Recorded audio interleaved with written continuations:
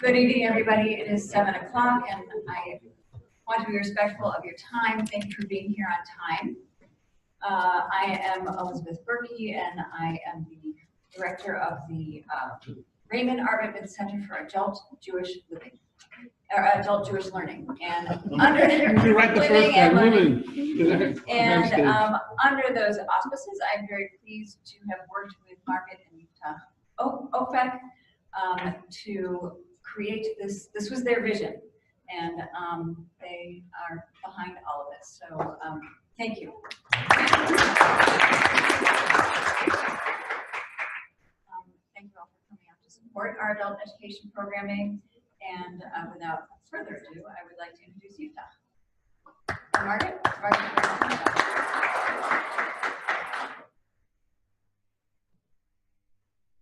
Hello, everyone. I am so happy to see all of you and so many of you. Thank you so much for coming here tonight. I want to get to the class very quickly, but I still wanted to say a few things about the sort of vision behind the course and how it came about. You will see in your binders that we wrote a little statement about what this course is. And it says that this is basically a Jewish great books course, the kind of great books course that you know from all sorts of liberal arts colleges and universities across the country.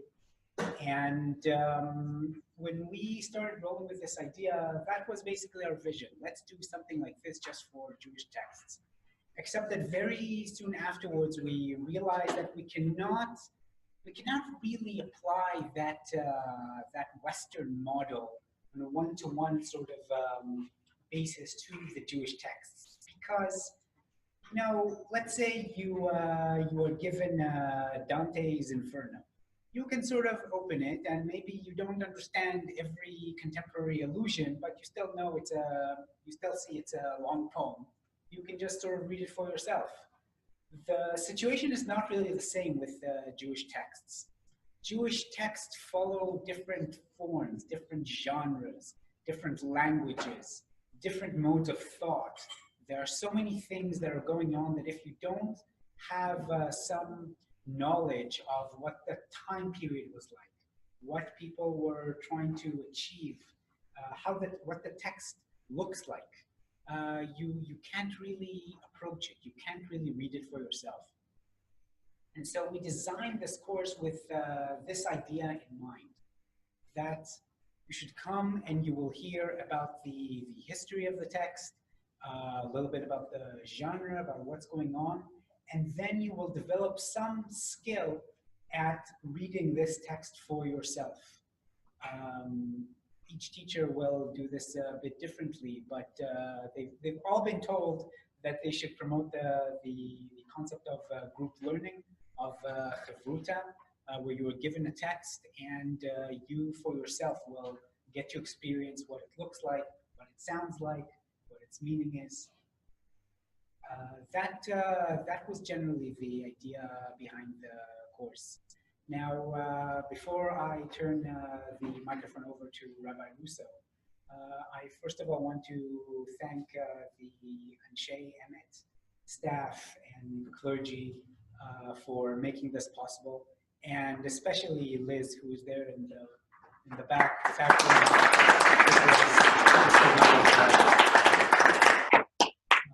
Now, I also have to ask a sort of preliminary procedural question. The next meeting is going to be with Professor Simeon Shitvel.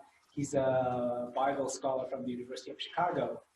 And when I sat with him to go over his lecture, he asked me if there was a possibility of moving his lecture from October 25th to November 1st, the week afterwards. And I said I'd ask. I guess through a show of hands, how many people would this be to go okay first, not okay with? How many people would it be are okay with making this change? Okay, I think that's a majority. How many people would that pose a problem for?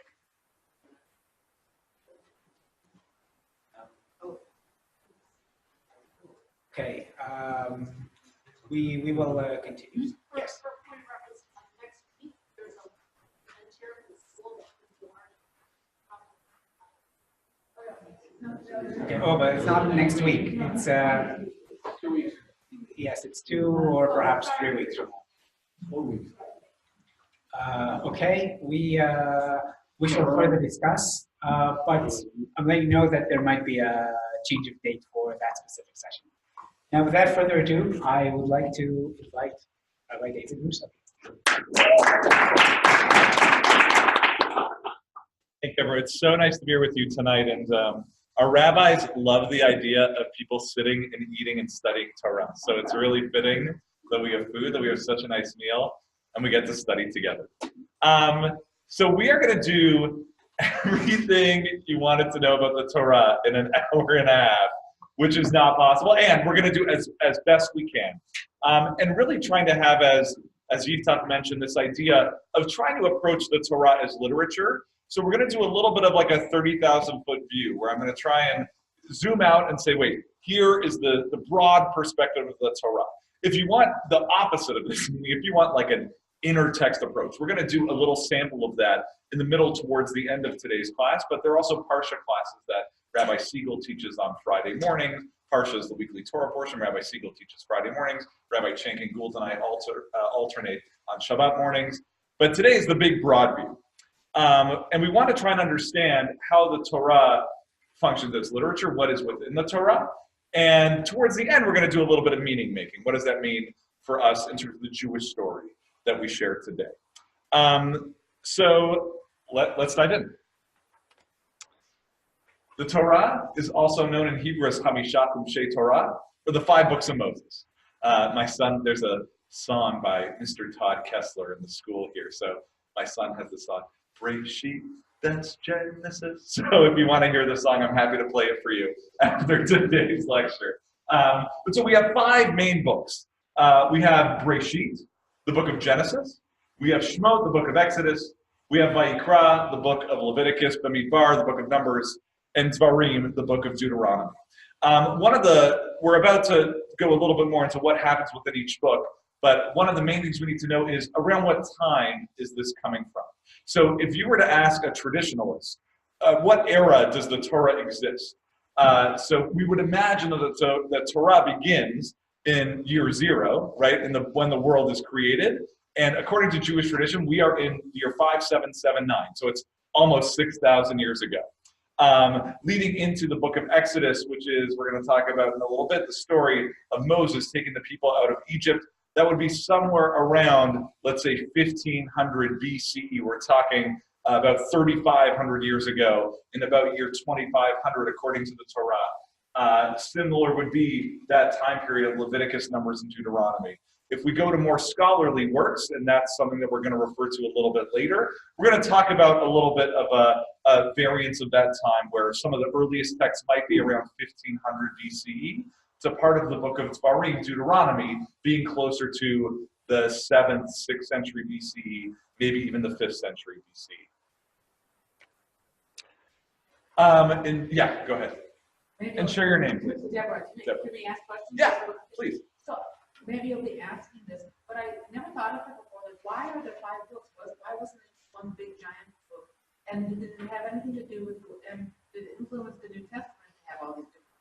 Great question. Yes. A little bit, right? So the Torah is divided into those 5 books, and many of the divisions that we have is because of the New Testament and the impact of early Christianity on Jewish tradition. If you want to talk to somebody who's more expert in that, you can talk to Dr. Gary Porton, who can certainly speak to that better than I can. And when we have the chapter breakings of the Torah do not come from Jewish scholars, those come from some of the early Christian scholars of the Old Testament. And so, for instance, the English names are English names. Those are not, the Hebrew names are generally taken from whatever the first words or one of the first words of that book is. No, but was So, it originally written as 5 separate books? Or just one big text? I can't tell you with total confidence, and it seems like at least that in some ways, yes. Like for instance, the Talmud certainly records that there were certain breaking up of the books, and they're called different books in some ways. Like for instance, from an early time, the book of Leviticus was called Torah Kohanim, the book of the priests.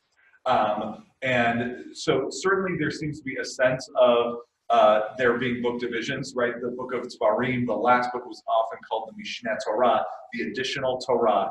So while I can't answer you again with 100% confidence, we can ask somebody who's a little bit more expert than I. It certainly seems like there is a strong sense of the rabbis that these are disparate and distinct books, and the chapter divisions are not. The chapter divisions are done by early Christian scholars. Yeah. So what is the more traditional Jewish breaking down is the Parshiot, the Torah portions. The Torah is divided into 54 distinct Torah portions. Some of those are combined at various times. So that's why we have the combined Torah portion of, let's say, Tazria Mitzorah or Bahar Bechukotai. So there are sometimes combinations of Torah portions. But so one of the traditional ways in the Jewish tradition of viewing the Torah is in how it's divided into a weekly Torah portion that is read in the synagogue every week. So let's break down the Torah into its different parts. And so if I was going to break it down into 6 simple components, we're going to do that right here. We first have the early history of the Torah. We have the beginnings of the story. And this is the very universalistic part of the story. This is where, as we read in last week's Torah portion, the creation of the world, the creation of humanity, of Adam and Eve, of the story of their first children, Cain and Abel, and we're going to come back to those 2 brothers that didn't necessarily get along in a little bit. We read about the story of Noah's Ark, which is the content of this week's Torah portion, the Tower of Babel. These are the stories all about the beginnings of humanity. And so when we read the beginning of Breshit, the beginning of Genesis, it's all about the beginning. One of the things that we can, without editorializing too much, one piece that is unique about the early story of the Jewish version, the Torah's version of the early story of humanity, is that in the Torah, God is often a very present actor in the world, that things don't just happen accidentally. In some other ancient creation stories, the world is created through a battle of 2 people, and the world is a byproduct of that battle. Or where it can be a mistake or something that happens to occur in the universe. According to the Torah, God says every day, here is my plan. Here is what I want to create in the world. And so the beginning of Breshit shows God as an actor in the world, creating the world that is to be. And so that is the part of the early history of the Torah. Next, we have part 2, the patriarchs and the matriarchs. This is where we move from the universal to the particular. And we're going to study a little bit more in a few moments about the various covenants that God makes with people in the Torah. But this is where it goes from being God and everyone to God and a particular people, where God makes a covenant with Abraham and Sarah and saying we are going to then create this special relationship with God's people who will be Abraham and Sarah's descendants. We'll also talk about this a little bit later, but there are 3 things that are guaranteed to Abraham and Sarah and their descendants. One of them is Brit. Brit is a special and unique covenant. One is Eretz, that they will be able to live in the land of Canaan, the land of Israel. And the third piece is Zerah, that they will be promised children. So those are the 3 main parts of the covenant that God guarantees to Abraham and Sarah and what we'll call here the first family. This chart here, which I know is a little hard to read, comes from Rabbi Adam Greenwald in Los Angeles, who runs an Introduction to Judaism program at the American Jewish Universities at the Ziegler Rabbinical School's conversion program. It's a great curriculum he's put together. Here he's put together this nice design of the genealogy of the first patriarchs and matriarchs. So we see Abraham and Sarah with Abraham's maidservant, or Sarah's maidservant, I should say, Hagar. Their descendants, Isaac and Rebekah, their children, and you see Ishmael is a little bit off to the side. We have Jacob and Esau, and then we have Jacob's descendants through his 2 to 4 wives. The Torah disagrees with itself whether 2 of those women are maidservants or if they're wives. But we have the 12 children of Jacob, which form the tribes of Israel. So that is the next part of the story. which is Genesis 12 through 50. Any questions until this point? So part 3, David, were you going to ask? Okay. Part 3, from slavery to redemption. This is the part in Exodus chapter 1, verse 18. At the very end of Genesis, we see all of Jacob's family is living in Egypt. They're getting very comfortable. They have a good setup in Egypt. And Pharaoh starts getting very nervous by this growing Israelite community within Egypt. So Pharaoh says, we are going to enslave the people. Pharaoh enslaves the people for, and again, the Torah disagrees with itself here, but some amount of 200 to 400 years where the Israelites are slaves in Egypt. This is the point where we meet probably one of the most famous people in world history, Moses. Moses, who decides to stand up and with God to go on this mission to free the Israelites, to stand up to Pharaoh. Moses administers 10 plagues on behalf of God, leading the people out of Egypt, and we read about that dramatic escape through the Red Sea, where the Israelites make it out. So part 3 is this moment where the Israelites are enslaved and then free. This is also the moment where the Israelites really become a people. Right? Until then, they're a family. And it's from the end of Genesis to the beginning of Exodus where we see this moment where the Israelites go from being a small little family. Well, 70 isn't small. 70 is still a pretty big family. But from that large nuclear family to this much larger nation. Part 4 is I made it into a big part. Okay, so this is where we see the covenant at Sinai. So in Exodus chapter 20 is the moment where the Israelites have been freed, and they are not free to do anything they want, but they establish this formal covenant with God, where they receive the 10 commandments at Mount Sinai. That is also the moment where they have a covenant established, where it is, in many ways, in later literature, described as almost a wedding, where God and Israel are to be married and to have this unique relationship just between God and Israel. That's followed by the building of the tabernacle. A bunch of rebellions are in there too. We don't want to forget that. And in the center of that is the book of Leviticus, which contains a vast swath of priestly laws. A lot of laws that are dedicated all to the Mishkan, the tabernacle, what will eventually become the temple in Jerusalem, and all of these laws related to the Kohanim, to the priest. So then we get to part 5, which is, I didn't have the chapter section here, but it's Numbers, it's the book of Numbers for the most part. The book of Numbers comes from the Hebrew Bamidbar, which means in the wilderness. These are the various wilderness stories. It contains a lot of conflict, a lot of rebellions that are taking place between God and the people with Moses in that really uncomfortable spot in the middle, trying to keep them both at peace. And also a various series and collection of laws that begin to wrap up the book of Bamidbar. And part 6, the final one, is the book of Dvarim, the book of Deuteronomy. The book of Deuteronomy is a collection of all of Moses' speeches, a series of speeches where Moses will offer sometimes support, sometimes rebuke of the people. It's also a really interesting book in that there are times where there are new mitzvot, that there are new commandments which are revealed in the book of Deuteronomy. There are times where there are mitzvot that are repeated in the book of Deuteronomy, that are repetitions of earlier mitzvot in the Torah.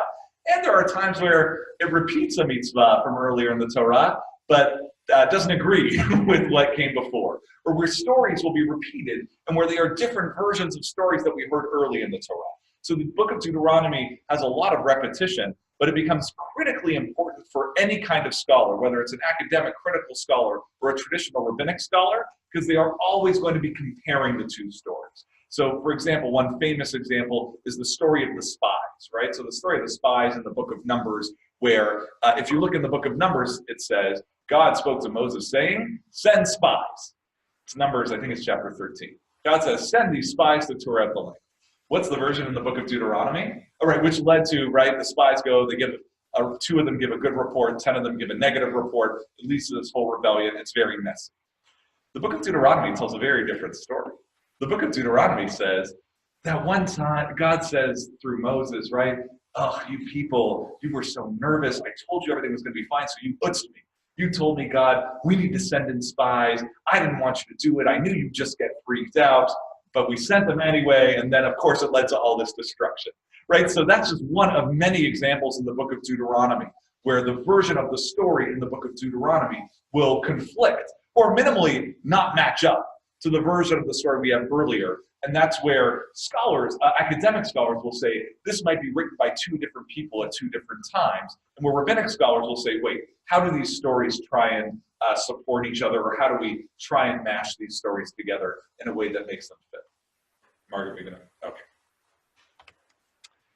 So I want to take a moment, like I referred to before, and talk about the different covenants. Because there are a lot of different covenants that are made where God establishes a relationship with humanity. Which, by the way, is, and I think Rabbi Abraham Joshua Heschel speaks so beautifully about this. Some of the first questions that God asks of people is, where are you? That becomes the title of Rabbi Heschel's famous book, God is in Search of Man. God is constantly seeking out relationship with humanity, and that is why there are all these covenants that are established in the Torah. So the first covenant, if you want to do some further study, we can call B'Tselem Elohim, God's covenant with humanity. This is actually one of the inscriptions in our sanctuary here at Anshe Emet. If you look up and you don't get blinded by the lights that are there at the top, it says, Na'aseh Adam b'Tzelmenu kidmutenu, where God says, let us make humanity in God's image, in God's likeness.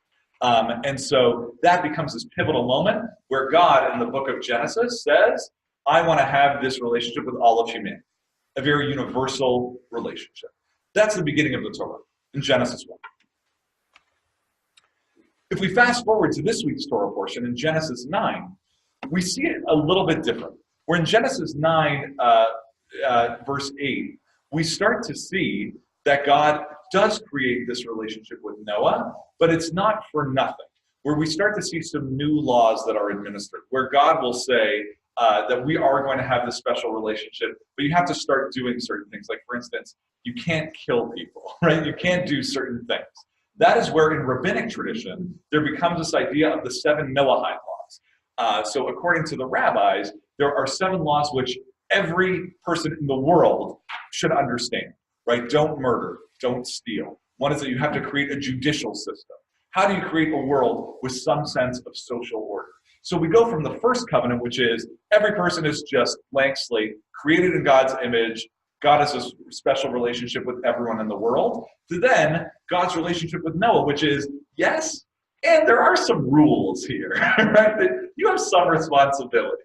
It's not willy-nilly, you can do whatever it is that you want. And so we see that in the second covenant of God's relationship with Noah. It's when God develops this relationship with Abraham that we see this unique relationship with a people, where God says, we are going to have this covenant between me, God, and you, Abraham and Sarah. And like I said, with 3 things that God promises, this special, unique covenant to Abraham and Sarah's children, the idea that they are promised a land and that they are promised children, which for Abraham and Sarah is no easy thing, because Abraham and Sarah, like many women in the Torah, in the Bible, and in later literature, are barren women.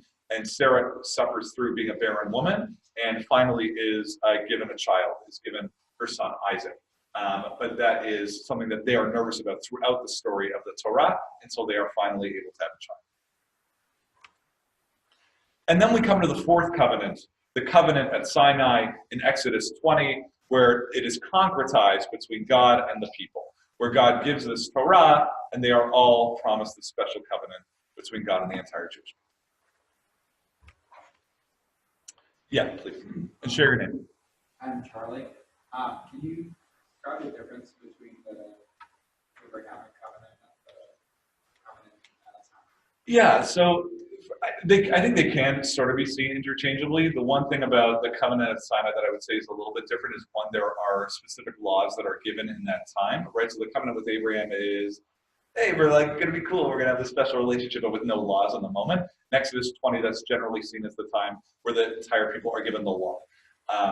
So that's one piece. And the other piece is, it's when it's given to a large mass of the people, right? It's one thing when God makes this covenant with Abraham in Genesis 12, where God says, I'm going to promise this to you and your children. Now God is actually making this relationship with all of the people. In later rabbinic tradition, this comes to be understood as all of the people stood there at Sinai at one time. That's not what the Torah itself says, right? But it's read often as this national moment when everybody is there receiving the Torah. Yeah. Yeah. Before the time when they're in Sinai, when they come out of Egypt, they're just considered tribes or families or groups of people. It's not until they cross the Red Sea, actually come into the desert, they begin to form as a nation. So isn't it makes it different when God talks when he's talking to a nation rather than a ragtag group of people, than just people following a leader. Yeah. A nation. They're a nation now. Right, so Diana's saying, right, like, it's not until after they cross the sea that they really become a nation. I want to push back on that a little, meaning we know that there's, for instance, the group of Levites Right. that are, whether they're leaders or they have like a special role in the community, like that is already in some way in existence before that. And I would say, I think the thing that also brings the people together in some way is when they're identified as a group to all be as a group enslaved. So I think there is a sense of them as a people when they are in Egypt, and you're right that they create more of a system after they've crossed the sea and as they're going to receive the Torah itself. Yeah. Yeah. When is that switch, Philippe, when is that switch occur between family and people? I would, Because yeah. Joseph is sent down to Egypt. Not the family themselves, the family. And then when they leave Egypt, or when they're treated as slaves, they have become cultural unit of sorts. When is that switch occurring? Is there a specific moment, time when it happens, or is it just progressive? It seems like it's in that moment. It's a really sharp question, actually, because it seems like it's in that moment just at the end of Genesis. So at the end of Genesis, we're told that 70 of them come down to Egypt. And that's where it's like, starts to be that tipping point from like, we're more than just like a mom and dad and a few kids piling into a caravan. But it's like, no, we need like, it's starting to be like we need to fit in some school buses here. The way that the time where it's referred within the Torah to that is in the book of Deuteronomy, I forget, in the mid-20s chapters. It's in the Torah portion called Kitavo. And in that section, we read about the Bikurim, about the first fruits that are offered in the temple. And the recitation that somebody had to offer when they brought these first fruits is, my ancestor was this wandering Aramean, and this is when the person brought those first fruits, they summarized essentially the whole story of the Jewish people in the Torah. By the way, when I say Jewish people, I should say ancient Israelites, because they weren't called Jewish people at the time. Okay, but so when the ancient Israelites would bring this Bikurim, what did they say? My father was a wandering Aramean. We went down to Egypt with a few number, and then we were enslaved and became a large number. So it seems like it's somewhere in that moment from when they come down as 70 people to when Exodus 1 begins, when they are thousands, hundreds of thousands more. It's somewhere in that. Yeah. Yeah, Charlie. Yeah, I mean, yeah, so I'm wondering, so I understand the idea of waiting until it's able to give the laws to the people. Why didn't God just give the laws twice? Give the laws to Abraham, and then later give it to God. Given that there are like instances, like Jacob, for example, married Leah, he can't actually do that. Right. But like he could do that, Sam, you give him the law yet.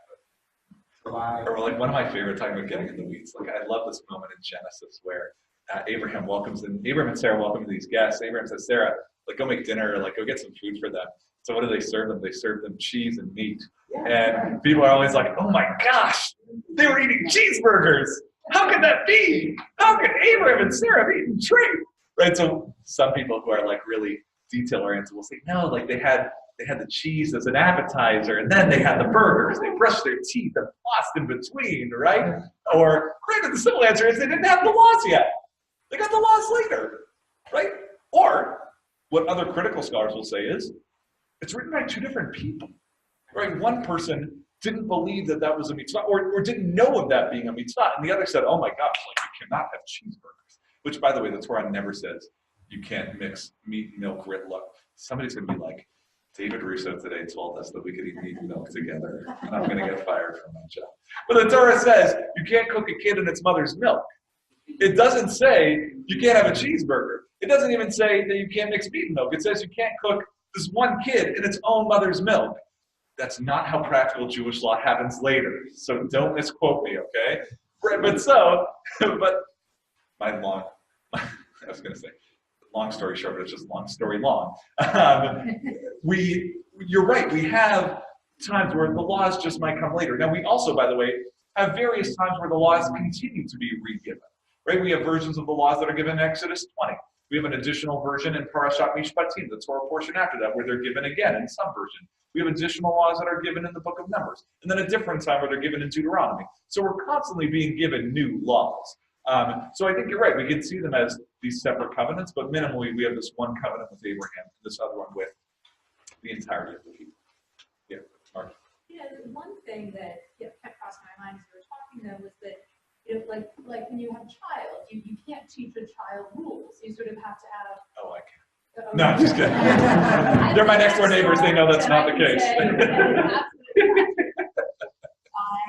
So you can't teach a child rules. There has to be a relationship developed, and there has to be some continuity and some intimacy, and then over time, as your relationship with your child develops, as they develop as a human being, they're able to repress certain urges, to deal with those.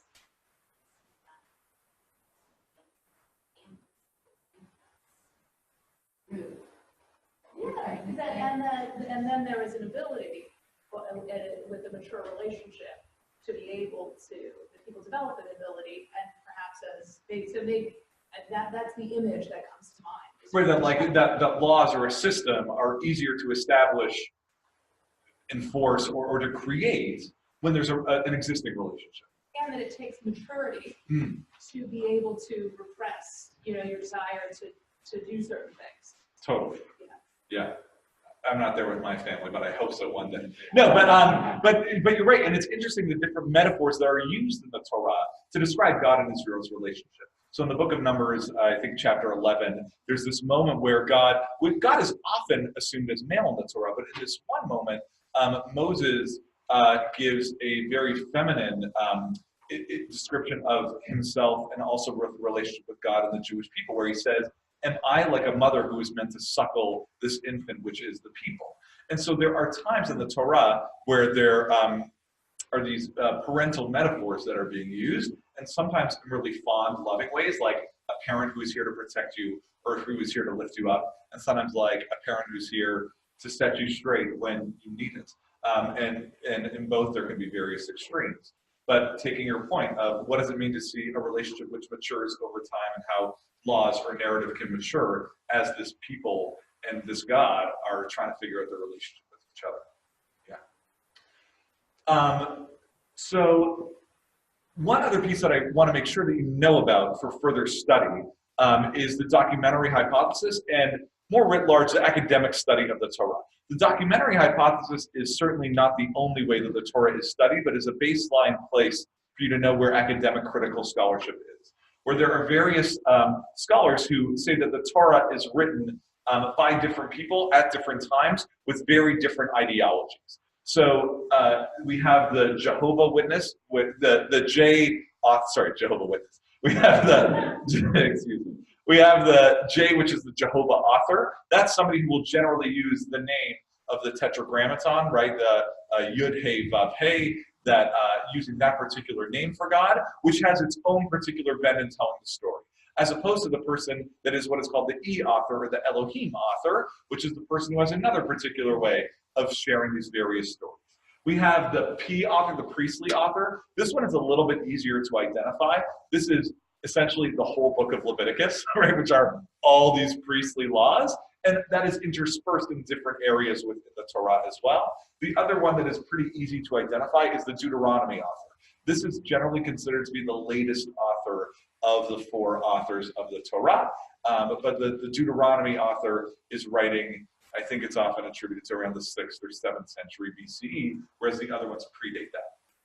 The fifth one that has come up and become more and more prominent is what's called the R, or redactor. That's the person who's trying to weave all of these various stories together, sometimes putting in their own editorial comments. So that's, again, not the only way that the Torah is looked at from an academic critical study, but is one of the baseline ways that it is often looked at. What's the last?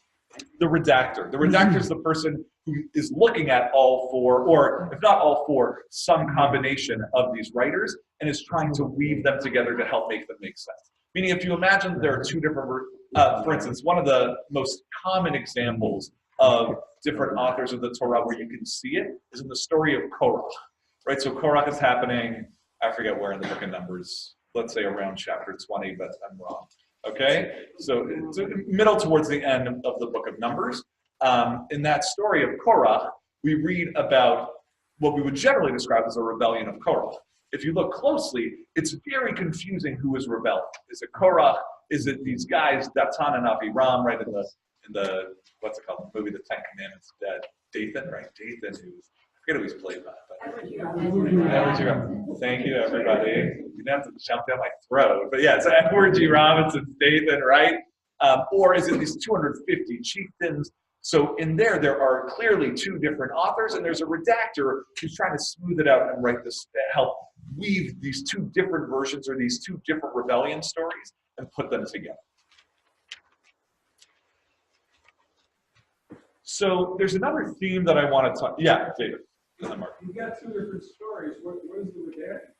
Two different stories. He doesn't put them together.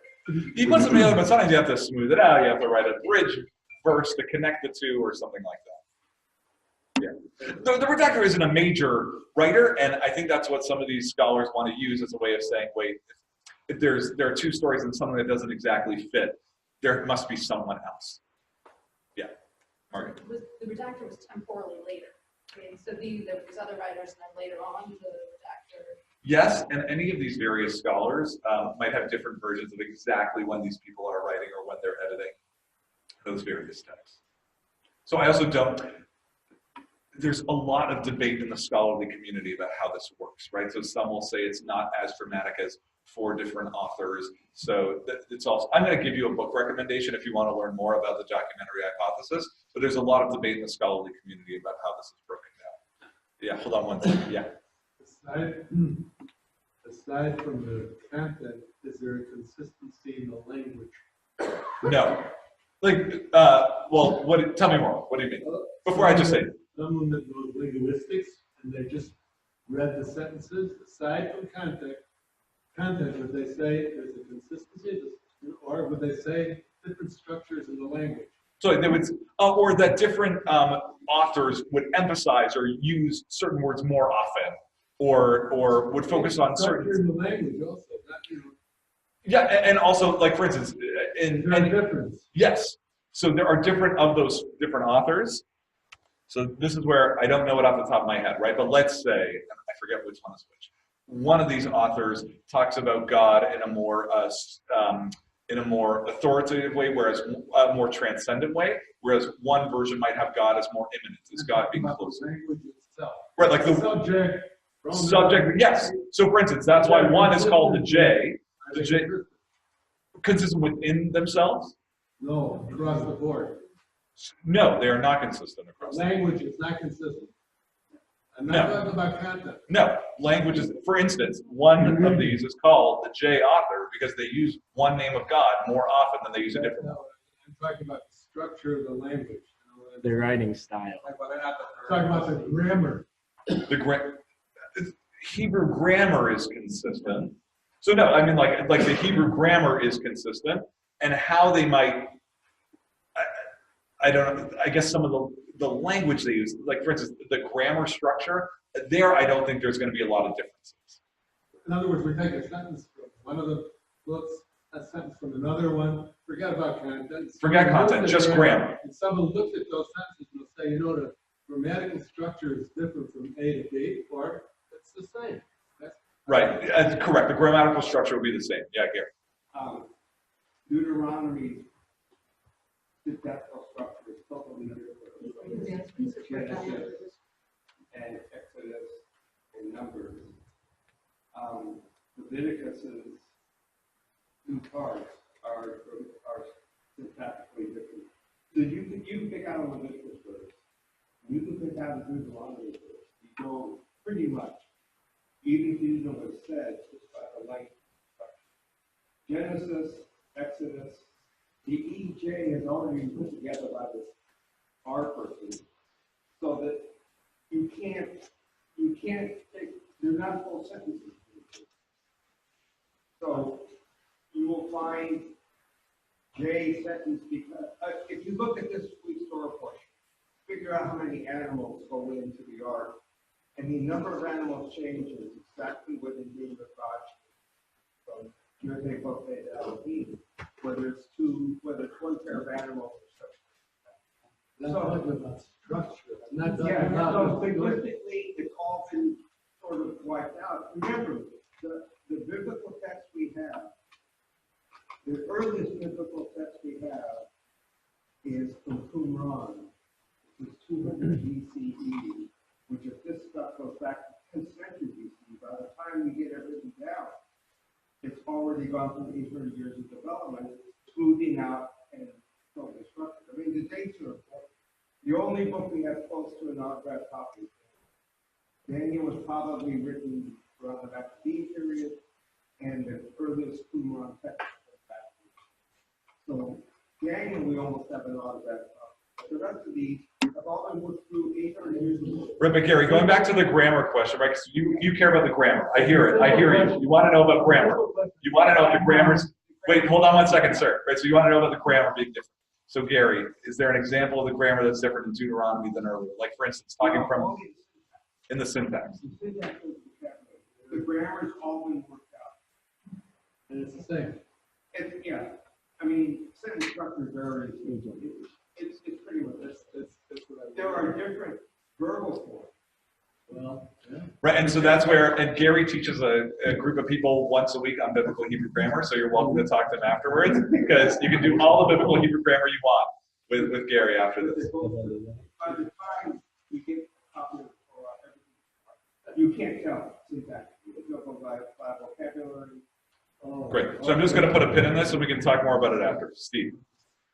If this has been really worked so up over such a long period of time, why aren't these obvious conflicts resolved, like Gary's point about the 7 versus the 2 in Noah, the flood time, 120 days versus 40 days? Why are these, you would think that someone was reworking these things consistently, why would they leave in obvious conflicts?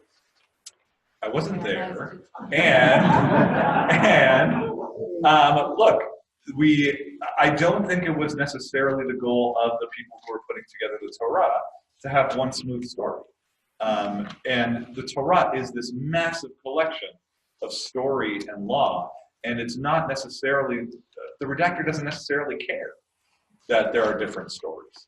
Actually, that could be a thing that they really like. Right? Oh, like for instance, I mean, we saw it in last week's Torah portion, 2 radically different stories of creation. If you read Genesis 1, God creates these people that are made in God's image, that are effectively almost carbon copies of God. And if you read Genesis 2, how are people created? God picks up a bunch of dirt and a bunch of animal carcass and bug grossness and the things that bugs crawl on. And God takes people from that lowly place, and the only reason that they live is because God resuscitates them with some breath of life. Those are 2 polar opposite stories of creation. And the redactor, so again, I'm not the redactor, I wasn't there, but it seems like there's actually this love of having different stories. And we hold these different stories at once. And otherwise, before the rabbis had Netflix and Amazon Prime Video, like they needed this. This is what they did. They spent all their time figuring out what are these stories, why do they conflict, how do they match up, how do they align. So this is what the Jewish people need. This was the old version of binge watching TV. Yeah. Plus, who was it for any of these potential perspectives? Because it is a hypothesis, right?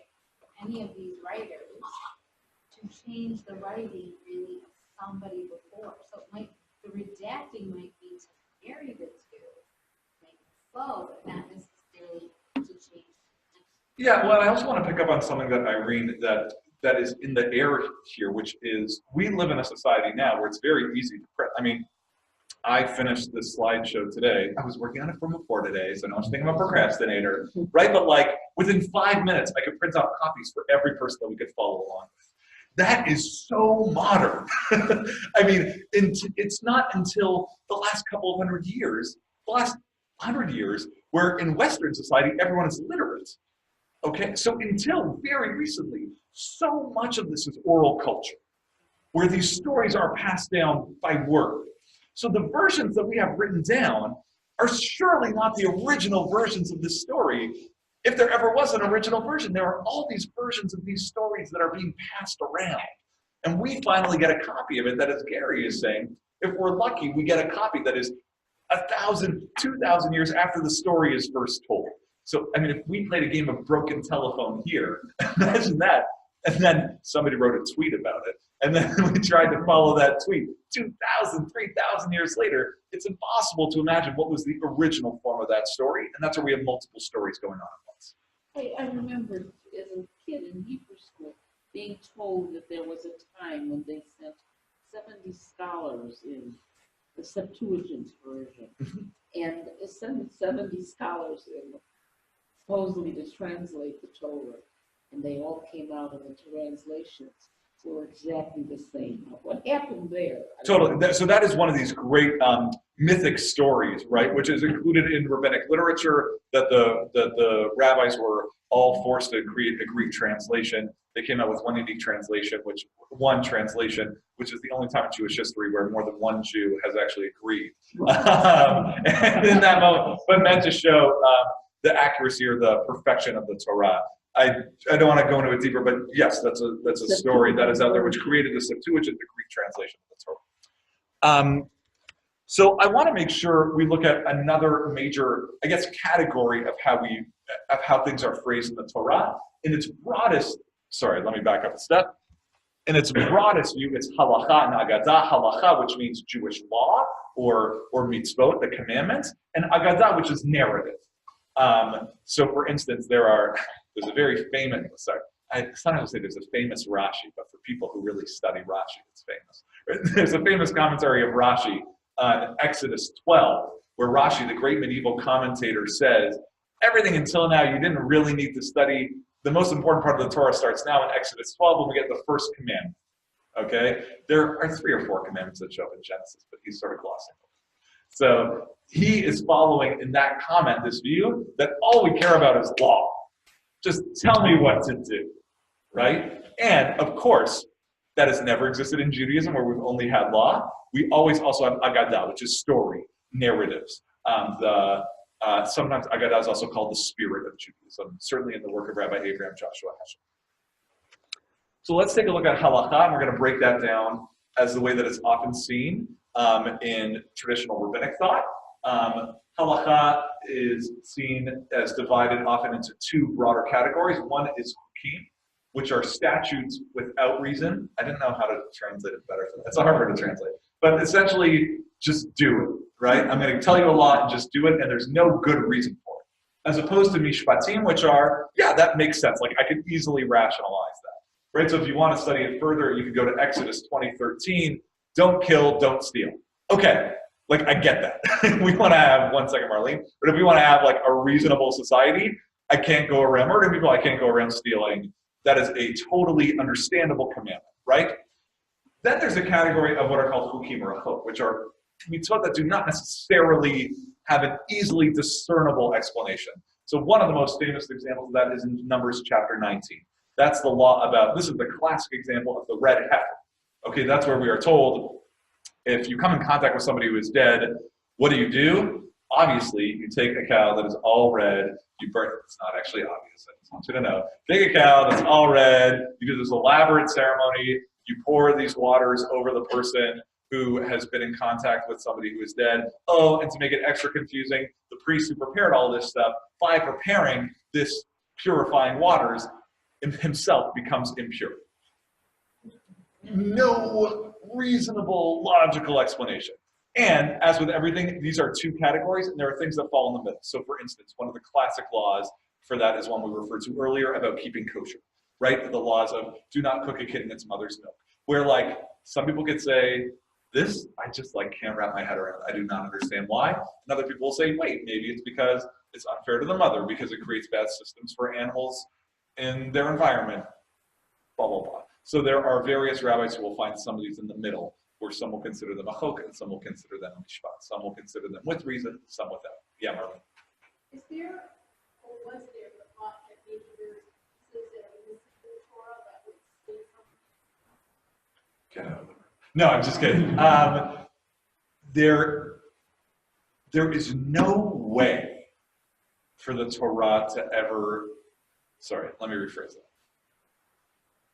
The Torah, certainly for its writers, is a standalone unit, right? Like, this is the Torah, this is what it is. And I think people in any society, but certainly Jews, always like need to know more, right? So let me give you an example. Don't tell my kids I taught this as the example. There's the case in the book of Deuteronomy of Ben Sorer Moreh, of a wayward and rebellious child. Okay? So in that example, if you have a wayward and rebellious child, the Torah says, if the person is Zolel V'Soveh, if they are some kind of drunken glutton, then what do? You take them to the city center and you stone the child. Okay? So Marlene, based on that teaching, right, when do I get to take my kid to stone him in front of everyone? Is it like after he's taken my favorite scotch from the cupboard and drunk it all? Is it like when he's taken my favorite cut of ribs from Shavitz and he's eaten that whole rack of ribs from Shavitz? Is it only when he's done both? How do we know when he's gotten to that point? So, first of all, I hope he's 21 and then I'll let him have as many ribs and scotch with me as he wants, right? But when do we get to that point? And that's where later law becomes very important. That's where sometimes later books in the Hebrew Bible will come and redefine it. We'll find times where the prophets or judges will try and clarify something back there. That's where we have the entire enterprise of the rabbis. Well, they'll say, wait a minute, what exactly did this law mean? We have the holiday of Sukkot, right, where the Torah says, yeah, you like have to build some kind of structure and you have to like wave some of these things. But well, it actually never says you have to wave, it says you have to take. So what does that mean? How do we actually follow some of these commandments? Or when there are stories that are vague, how do we understand it? And that's what later literature is all about, is filling in those gaps. But is there thought or was there thought in the early days between the time? Within the time of the Torah, was there a thought that like there are things that are missing in this book? That things were not carried over, that were not written down or got lost in the Talmud? For sure. For instance, if you look in the book of Nehemiah, the book of Nehemiah, there's this great moment in the book where they say, oh, we didn't know, or we didn't realize that in the Torah there were these laws about Sukkot, about this one holiday. But then we looked back in the book, we found these laws, and we brought back a holiday that hadn't been observed in hundreds of years. Or, so there are times where within the broader Hebrew Bible, where there might be something that is forgotten or unobserved, which then might come back. I wouldn't say it's incredibly common, but there are times where it happens. Does that get to it? Yeah? Okay. Yeah, Philippe. Maybe it's not worth of a commentary, but you are taking an approach to an intelligence look at books. Yeah. Sacred books. You take a very religious, observant Jew, he will go completely to the opposite of what you're suggesting. I mean, to 180 degrees away from what you're suggesting. In terms of saying that there's never conflict, that it's always resolvable. And then what the word is the word, and Yeah. you don't challenge it, and you don't make stories, and you just follow the letter of the law, and you follow the letters of the book, and you don't deviate. So they are, even within the analysis of our sacred book, very different approach to analyzing this entire enterprise. Yes, sort of. And even if they don't, I'm not challenging. no, but let's play with that for a second. Even for a person who says, like, of course the Torah came straight from God's mouth, God spoke the word to Moses, God writes down the Torah, parachutes it down to Moses, and Moses catches it at Mount Sinai, right? Like, which is fine. Somebody holds to that view. No matter what, they have to deal with conflicts in the story. And different people do it in different ways. Like a rabbi, the Rav Soloveitchik is this one modern rabbi, right, writing in the 20th century. He writes a whole book on the two different creation stories, Genesis 1 and Genesis 2. And he uses that as the basis for a whole philosophy of two different types of people, which is great. And that's how he explains the difference, or the reason why there are two different stories. But he's still acknowledging that there's a conflict. He just doesn't say there are two different writers writing at one time. Or even somebody who is following the Torah to the letter of the law. Let's go back to that kosher example. So if you're following the letter of the law, don't cook a kid in its mother's milk, it really means I can't cook this kid in its own mother's milk. If I'm being a strict reader of the text. Or that's right, but I can have chicken and cheese. Chickens don't even give milk. Why can't I have chicken parm? Right, so you could, I'm being serious. Why can't I have chicken parm? It's because there are certain rabbis 2,000 years ago who say you can't. There was one rabbi, Rabbi Yossi Aglili, who disagreed. You still can't have chicken parm here in the synagogue, but I'm saying you might have it now. Right, so we have these different laws, which no matter what, we're changing the way it's written in the Torah, or we're not changing. We'll say we're interpreting it, because you can't possibly follow it exactly the way the Torah says without more elaboration. That's why, for instance, the Karaites, who were a Jewish sect, were generally much more literal in reading the Torah than rabbinic Jews. And actually, there are times where they weren't. So, for instance, every morning, traditionally, Jews today are commanded to wear tefillin, which is where you put these leather boxes on your arm and on your head. The Karaites thought that was a metaphor. They were like, that's stupid. They would walk in here and be like, you idiots, like you're putting on this tefillin. It's a metaphor. Keep God in mind, right? Have an idea that God is on your hand and on your head. What are you idiots doing putting these things on your arm and head? Right? So no matter what, we're interpreting what this text is. Didn't the rabbis interpret it? Yeah, that's what all of rabbinic literature is. And it continues to today. The rabbis didn't have cell phones. So what do we do about a cell phone on Shabbat? There's a huge array of opinions on that. Right? The Torah says don't light fire. Is me putting the flashlight on my phone, is that lighting a fire? Maybe. In some ways, does it exemplify that? In other ways, it doesn't. So when circumstances change, how do we interpret law? Yes, Steve. I don't think it's all that different from the U.S. Constitution. 100%. We have a Constitution that comes out, and in order to interpret it, it has to be interpreted within the times that we live, so that the idea of abortion being a human right is a modern interpretation of a document. And no document, as Cook said, out of in England, out of old fields new corn will grow. We can never assume that any one statute isn't going to have to be interpreted in terms of the times. So in that regard, yes, I think you'd have to accept the Torah like any other statute. Correct. The Torah and Jewish law is exactly like any different legal system of taking an original law and then precedent. And the Torah is like the Constitution, and later Jewish law is like how we say it, Steve, amendments or different later statutes which interpret that original core of the law, 100%. So I want to make sure you have different. Oh, yeah, Margaret. I want to ask the opposite question. Yeah. Of what Philippe asked, which is, there's if this is completely from God, but then what about the political uses of the Bible too, which I understand is too big of a question to approach now, but Philippe's question just made me wonder about that. Within the time of the Torah or later Yeah, on? within the time. Tell me more about what you mean with the. I guess, I'm assuming that the document had to, if all these people were writing, that part of the goal of any redactor is to legitimate a particular leader or Yes. a particular system. Oh, I love, yeah. And so how does, There's a great example. So when taking, so for instance, especially if we're imagining that the Torah is written later and putting its assumptions on an earlier story or text. We certainly see that especially with the original family, the first family. So for instance, what we know becomes really important in later political history, around the time when the Torah is either being edited or fully written or redacted, is we have this northern kingdom of Israel and the southern kingdom of Judah. The northern kingdom of Israel is represented from earlier on in the Torah from Joseph's children and tribes. So Ephraim and Manasseh, they're the ones who are living in the north. And Judah and his descendants are the ones that are reflected in the southern kingdom in Jerusalem. And they end up having a split and have a major conflict. Judah ends up being the one that lasts longer, that kingdom. That's why we're actually called Jews, is because we are the long-term descendants of Judah. The northern tribes are annihilated. So Judah ends up winning the day. who are the two brothers who are highlighted the most in the end of Genesis? Judah and Joseph.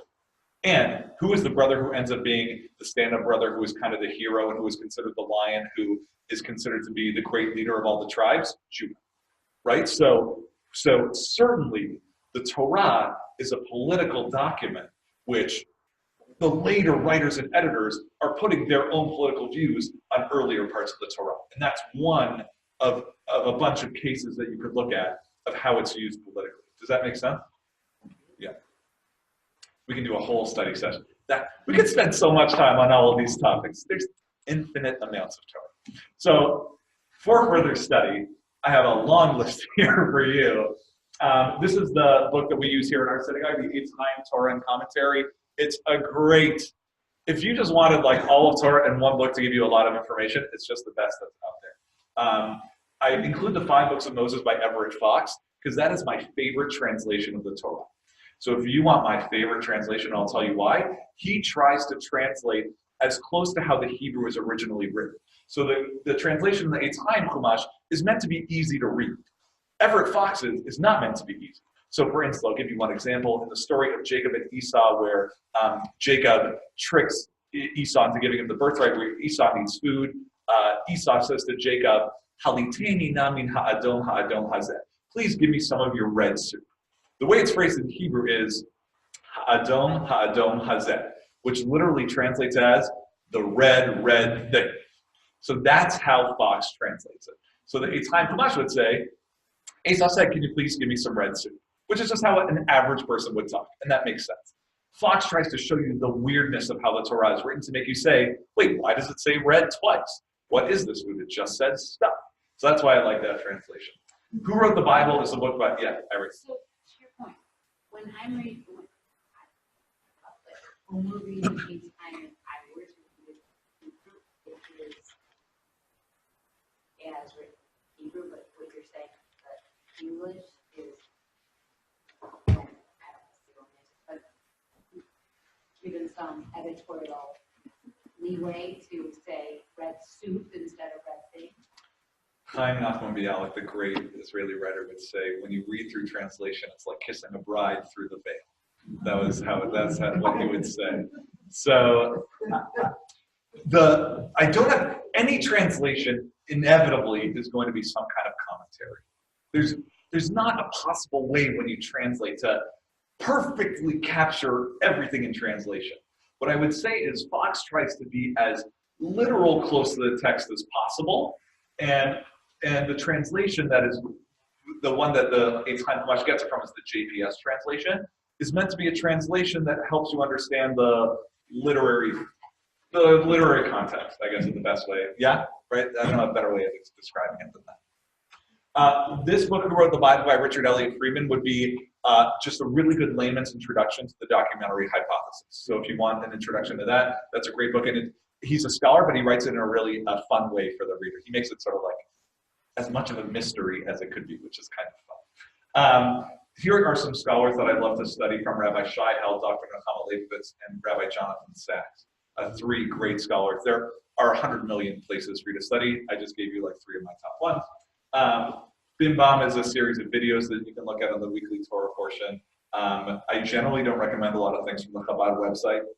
The one thing I do recommend is they do have the complete Torah with Rashi's commentary, which is a very helpful, translated in English, which is a really helpful resource.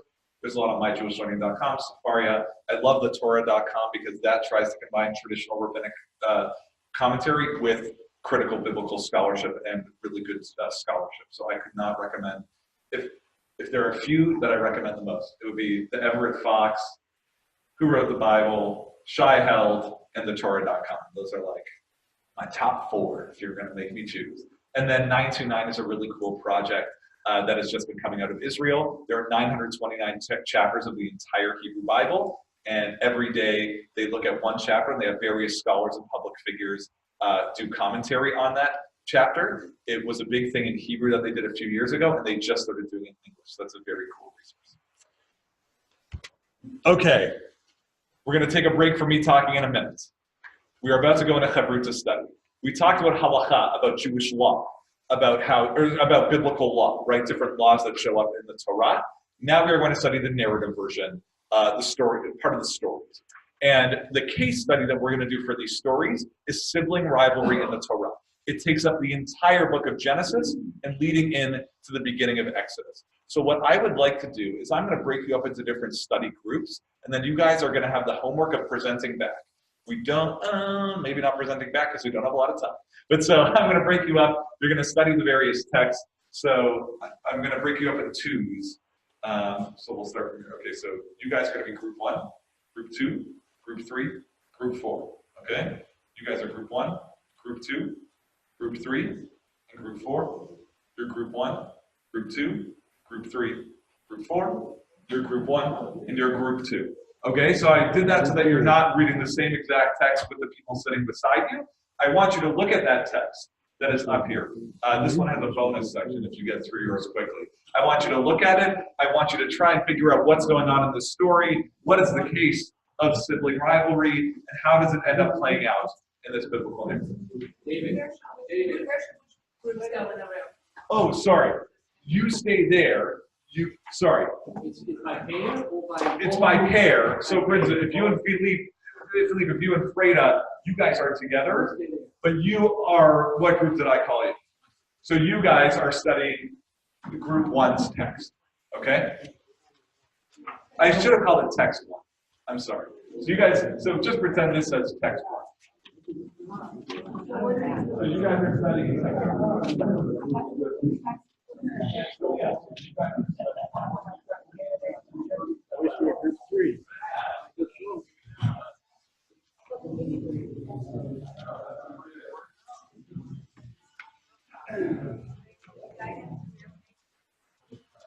Let's see. So wait, we're 2 or 3?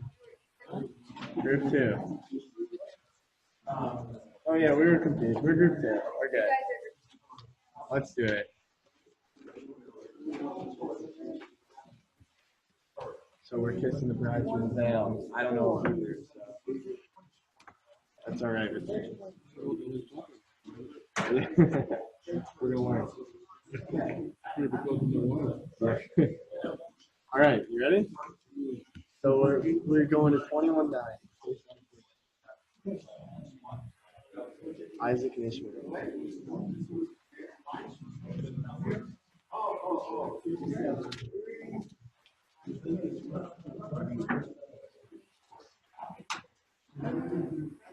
Okay, ready? Yeah, right here. So, do you want to read it out loud? Do you want to read it quiet and then talk about it? How do you want to study? Okay, sounds good. So we read to 21, so all the way to here. Oh wait, right here, Egypt. The page you're on. Right here. So from top to there. Yeah. Oh yeah. Let's do it ourselves first, then we'll look at the commentaries. Yeah.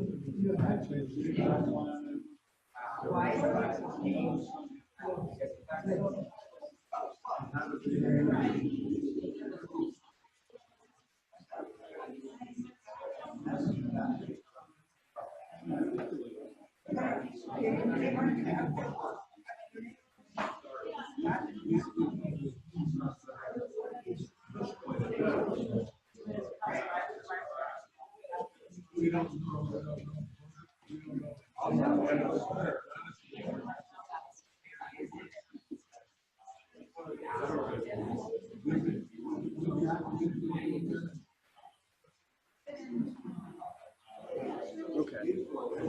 Maybe we need to come.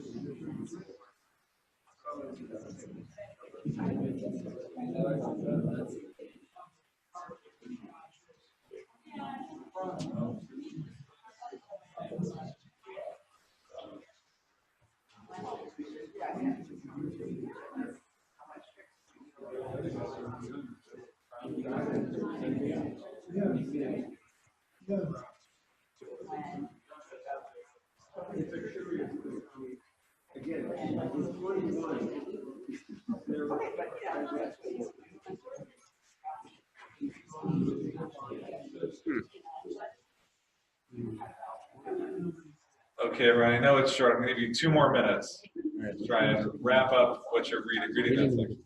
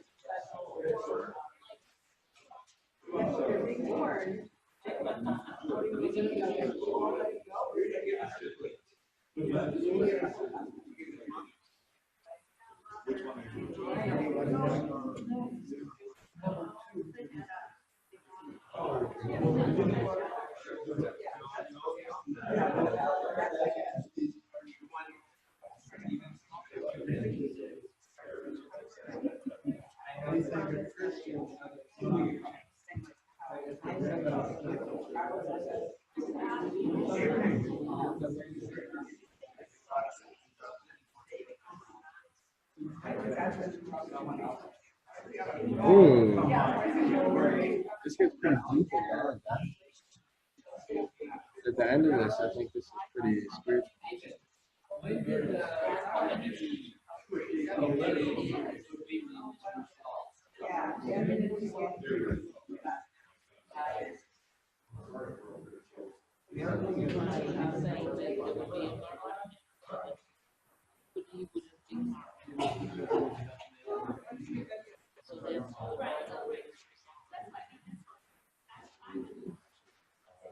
He's punished.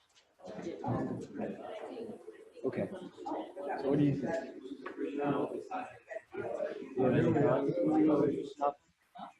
Come on, you got one. How about out of the commentaries? Do you think anything's interesting?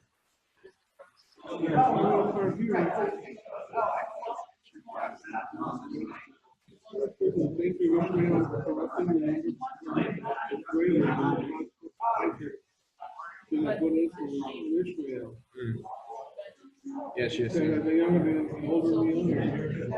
Right.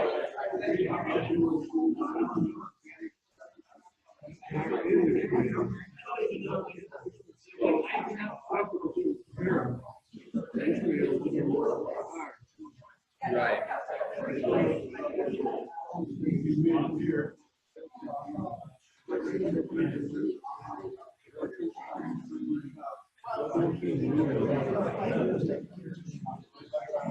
Yeah, so this isn't brought up. And the behavior. All right, everyone. I'm sorry that I have to cut us off short, that we can't study all the text. And I want to make sure to respect everyone's time getting us to the end. Let's do, let's talk about all these texts for a few minutes, and then we'll wrap up. Group 1, Cain and Abel. Right, not a good ending. We see these two brothers. There's a lot to notice in this text, right? Any questions that came up in this text while you were studying it? What were some questions that came up? Yeah, Harlan. If Cain and Abel are like the second generation, right? The what? Second generation, and we're assuming there's no one else in the second generation. Who is Cain? Who's going to Cain? Why is he want? Who's Cain terrified of? Right, Cain is like, oh my gosh, all these people are going to want to have my head. Who are all these people that you're talking about, crazy man? It's you and your parents, right? That's it. Of course, also, like, what is one of the other things we see in the beginning of that story, right? That one of them starts to speak to the other, but it doesn't actually say the conversation that happened. We don't actually know what they were talking about. The rabbis have a field day trying to figure out what was their fight, right? Some of them say they were fighting over worldly possessions. Some of them say that they were fighting over figuring out who would procreate either with their, this part's kind of gross, right? Either their mother or a sister, right? Who would get to be the person who would get to have the next children, right? So that whole fight, there's so much in that text which is vague and ambiguous, which leads to a great deal of interpretation. But of course, we see the first brothers in the Torah, one kills the other. So things do not end up very well for brothers. Yeah, good. There's also the establishment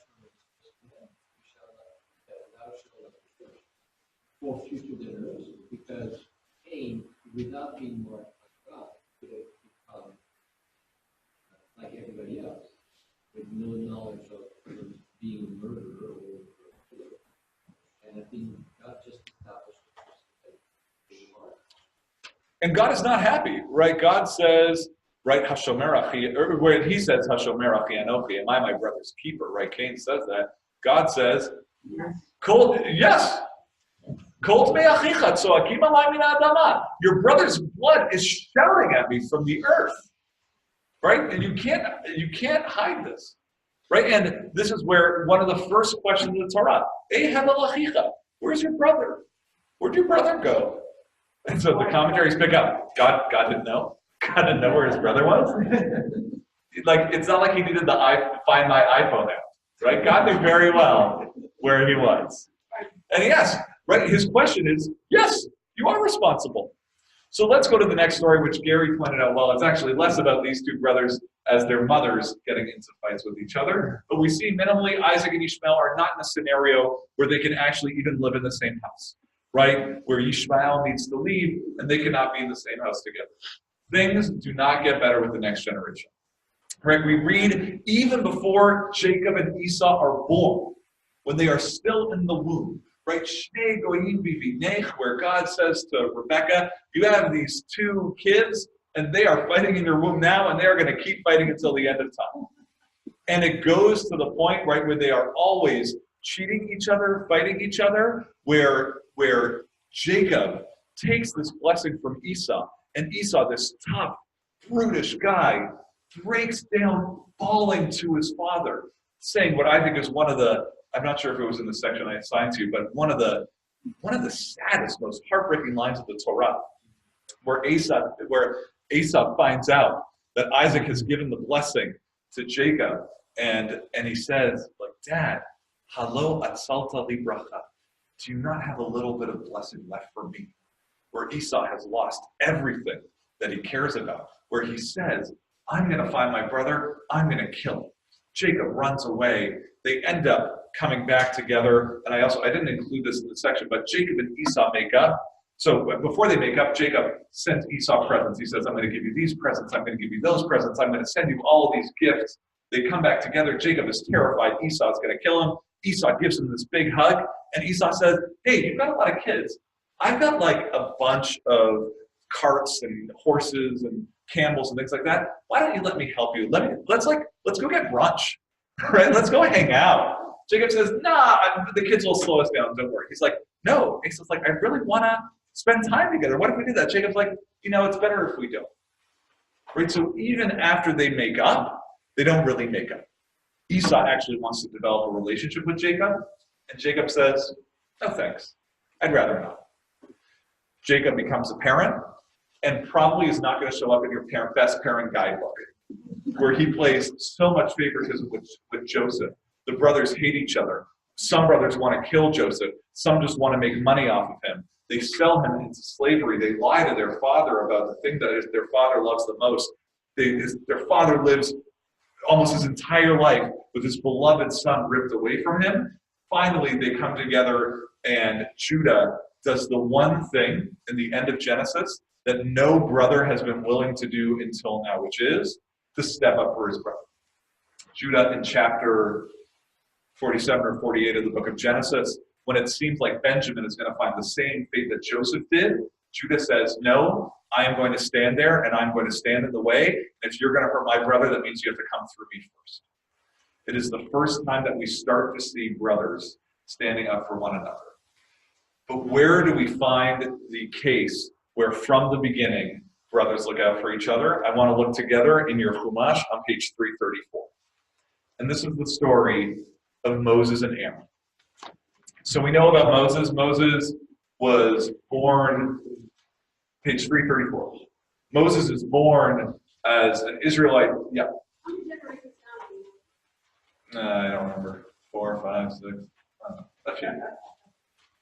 It's the genealogy is written at the end of Genesis and the beginning of Exodus. So a few generations later, they've gone from being 70 people to being a lot of people. So Moses grows up in the palace. Moses is the youngest of 3, right? Youngest of him, Miriam, and Aaron.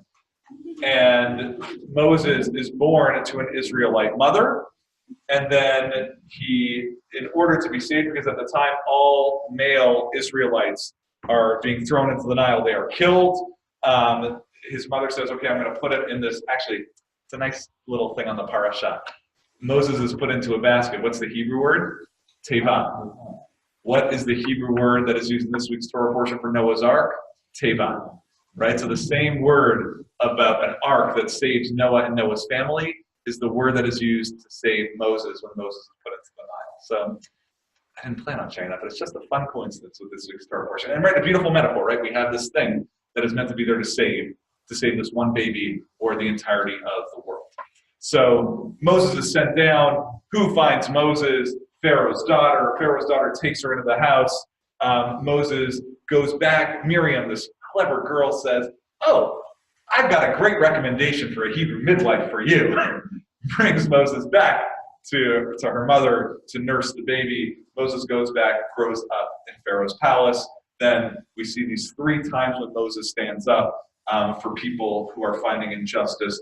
1, when an Israelite slave is being beaten. 2, he intervenes when 2 Israelites are arguing with themselves. And then when he leaves Egypt, we find this 3rd case where he sees these Midianite girls who are being bullied. He sticks up for them. Moses spends this time in Midian, and then God says, you've got to go to Egypt. You've got to go. You are going to be the leader. You are going to be the chosen person. Moses does not want to do it. Moses says, got it. Yeah, I can't do that. God's like, no, it's going to be you. He's like, pretty please, no. God says, no, it's going to be you. And Moses says, are you sure there's no one else on your list? Could you please send someone else? And God starts getting pissed off. God says, stop asking questions. You are going to go. And this is what God says to comfort Moses. We can look at verse 12. God says, V'atalech, stop complaining, stop kvetching Moses already, and go. V'anochi eheya im picha. I am going to be there with your mouth, because Moses is worried about his speech. I'm going to tell you what to say. And Moses says in verse 13, we're on page 334, Vayomer bi Adoni shlach na biyad tishlach. Moses says, please, anyone else. And God, Vayichar ach Adonai, God gets very upset, and he says, listen, Halo Aharon achicha halevi. There is your brother Aaron the Levite. Yadati, I know, ki daber yedaber. He is a person who can speak. V'gam hinehu yotzei l'kratcha. That he is coming to greet you right now. V'ra'acha, he wants to see you. V'samach b'libo, and he's happy in his heart. There are so many parts of this short verse that are key. The most significant one is, the Torah didn't need to say, Aaron, your brother. The Torah could have just said Aaron, right? He knew. So first he's saying, there's this brother of yours. Now I know in the past, if I said in the Torah, your brother is coming, your instinct is to jet the other way, right? Uh-oh, that means you're going to kill me, or cheat me, or do something terrible. He says, your brother is coming. He wants to see you. V'samach b'libo. He is happy. And Aaron had every reason to hate Moses. Moses is the younger brother. Moses is the brother who grew up in preppy, right, Pharaoh's palace. Moses is the brother who didn't have to work a day in his life. Moses is the brother who ditched everyone, who ran off to Midian to live this life as a rural farmer. Why didn't Aaron get to do it? God, come on, I'm Aaron. I've been suffering this whole time. I was helping to save my kid brother. I've been through it all. Why does my preppy kid brother Moses get to do this? And no, Aaron knows that his brother is the one to do it, and he wants to see him, and he wants to help him, and he wants to celebrate him. And it's only then, when we see that two brothers from the beginning are there to celebrate each other and support each other, that we can then see the redemption of the Jewish people. That's the moment that we can all be free, when two brothers can see that in one another. So I hope as we begin this cycle of the Torah reading in the Jewish calendar, as we begin this class, we take this critical part of the narrative of the Torah seriously. That we see so many examples of the Torah of two brothers that are just out to get each other. But the lesson of the Torah is when Genesis ends, when we've gone through our beginning, our early maturation period, right, that time when we're just trying to figure things out, then what we really hope to get to is that time when we see each other as brothers, that we look out for each other, and we're here to celebrate one another. Wishing everybody a great night. Thank you so much, and enjoy the class.